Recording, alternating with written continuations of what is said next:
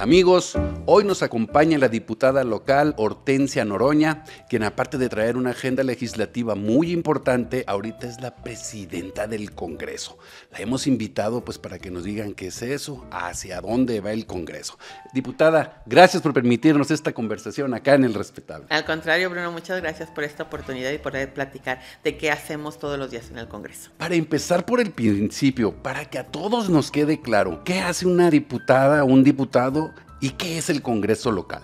Bueno, mira, si te lo digo conforme a derecho, dice que somos los que podemos hacer leyes, los que podemos hacer el presupuesto y los que podemos fiscalizar el gasto. Pero yo más que nada creo que un diputado hoy en día debe de ser la voz de todas y todos los ciudadanos para que muchas causas, muchas problemáticas que debemos de buscar el que las mejoremos y las regulemos en conjunto, podamos nosotros hablar, visibilizar, justamente utilizar a los medios de comunicación para que nosotros podamos ser esa voz de muchos ciudadanos y podamos poner en el centro de la discusión muchos temas que nos implican socialmente una solución. En este momento tienes un cargo importante en el Congreso, eres la presidenta de la mesa del Congreso.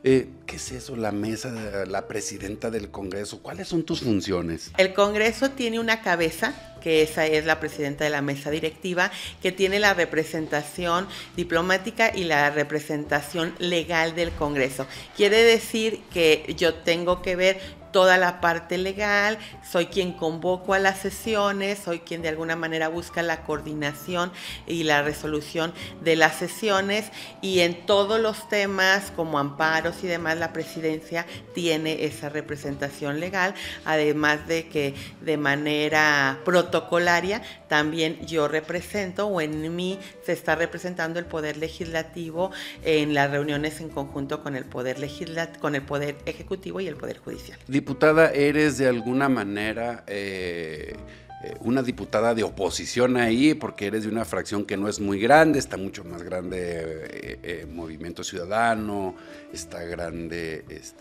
Morena. ¿Cómo le haces para llegar a la presidencia del Congreso? Eso es mucha cabildeo interno, mucha política, y si tienes mayores retos por el hecho de no ser una fracción mayoritaria en el Congreso. ¿Cómo manejas eso? Cuando nosotros nos instalamos como Congreso, en todos los congresos, no nada más aquí, se hace un acuerdo en donde, de acuerdo al porcentaje de diputados que tenemos, es el número de presidencias que te tocan en comisiones y también el orden de presidir el Congreso.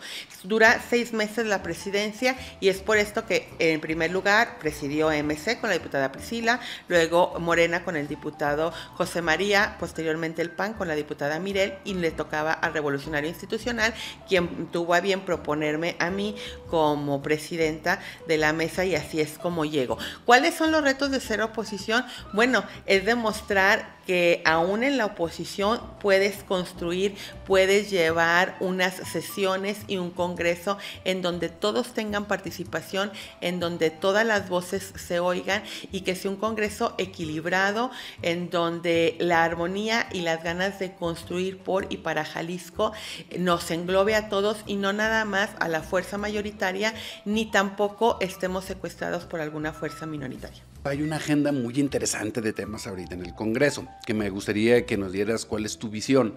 Por ejemplo, la iniciativa que se acaba de aprobar sobre la paridad de género en la cuestión electoral, que fue polémica. ¿Cuál es la evaluación que tú tienes de esto? Fueron 12 momentos. Un momento en la lucha o en el establecer en el Código Electoral las medidas para las mujeres. Y el último que aprobamos la semana pasada, en donde en las listas de representación proporcional iban los grupos minoritarios como discapacitados, pueblos originarios, jóvenes, jaliscienses residentes en el extranjero, la comunidad LGTB.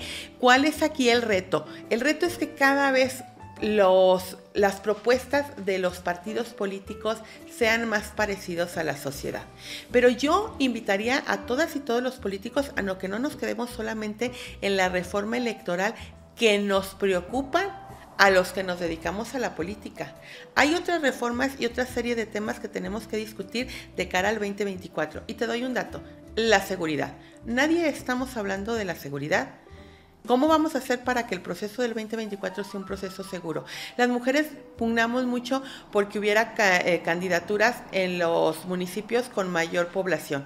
Pero yo las invitaría a que también luchemos porque las mujeres que tienen liderazgo, que tienen ganas de participar, lo hagan en condiciones de seguridad para ellas y para sus familias. Yo me he encontrado y he conocido proyectos que la delincuencia, y hay que decirlo con todo su nombre, la delincuencia no les permite registrarse en sus municipios. Yo les invito a todos los partidos políticos a que luchemos juntos para que realmente en el 24 haya elecciones con seguridad y que se respete el voto popular. ¿Cómo podría hacerse esto en lo físico, en lo inmediato y también en lo legislativo?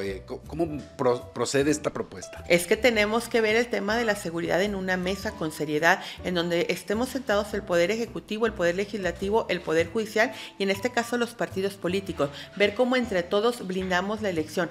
A todos, si nos ven separados, nos presionan y lo acabamos de ver en el tema de Tlajomulco.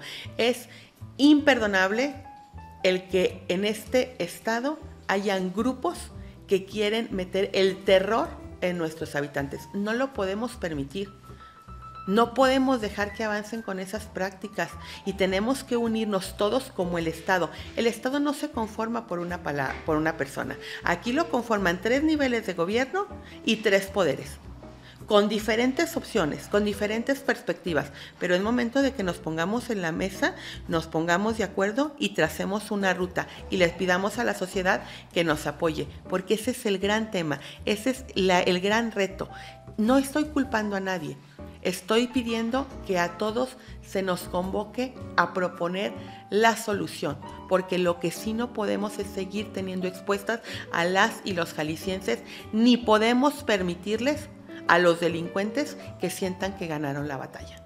Y también de alguna manera promover, no sé si ya exista, cómo taponear la incursión o que se meten como la humedad en los en los espacios de toma de decisiones, no sé cómo, en la infiltración. Por supuesto, Bruno, es que en el momento en el que nos vean unidos, en el que nos vean con diferentes opciones políticas, con diferentes métodos para solucionar problemas, pero unidos como un solo cuerpo, dándole la batalla, ellos no tendrán posibilidad de infiltrarse. Es difícil que a un presidente municipal de un poblado con 5 o 6 seccionales no sucumba ante el miedo y al temor de poner en riesgo a su familia.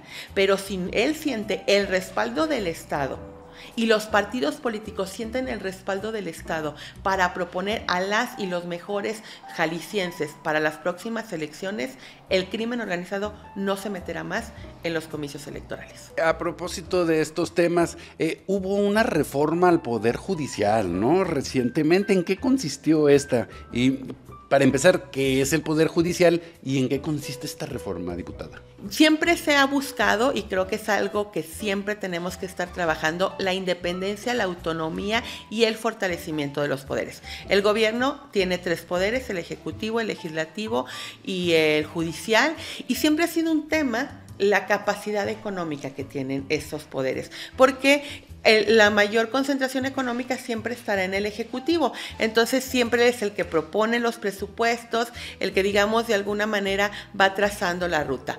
¿Qué pasamos con esta reforma constitucional que está por aprobarse en los municipios? Estamos pidiendo que el Poder Judicial tenga un presupuesto constitucional. Esto quiere decir que ya haya un porcentaje establecido en la Constitución que año con año será lo que tendrá de presupuesto el Poder Judicial. Si aumentan las participaciones, lo recolectado, el presupuesto del Poder Ejecutivo, en automático aumentará, sin necesidad de que tenga que estar, digamos, haciendo antesala ante otro poder, sino que ya ellos sepan exactamente con qué cuentan, con cuánto cuentan y que tengan una certeza de cómo presentar proyectos, por ejemplo, para hacer frente al nuevo Código de Procedimientos Civiles que acaba de aprobarse en el Congreso de la Unión y que será todo un reto en cómo se va a impartir la justicia en materia civil y familiar. Eres la presidenta del Congreso y leí que viene una reforma al Congreso, ya está caminando una reforma al Congreso. Por parte de la Comisión de Administración se está planteando una reingeniería. Estamos apenas en las mesas de trabajo para construir la ruta de esta reingeniería. Yo creo que todo ente público tiene que estarse revisando periódicamente para que la parte administrativa corresponda a la realidad y sea un apoyo para fortalecer su función política y constitucional. Ojo, aquí quiero dejar muy claro una cosa. Toda reingeniería nunca podrá realizarse sin el acompañamiento de los trabajadores del Congreso. Tendremos que hacer estrategias y plantear acciones que vayan acompañados y que en ningún momento se tenga la preocupación de que se vulneren los derechos de los trabajadores del Congreso.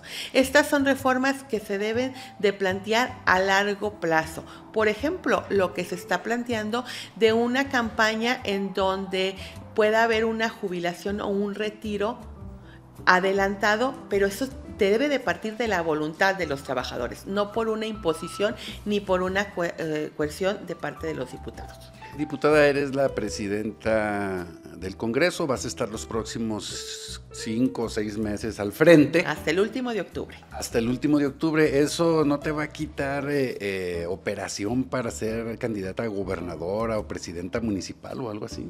En el 2024. Mira, hace muy pocos días hacía una reflexión en donde pensaba que mi encargo todavía tiene una vida de 1 año, 4 meses.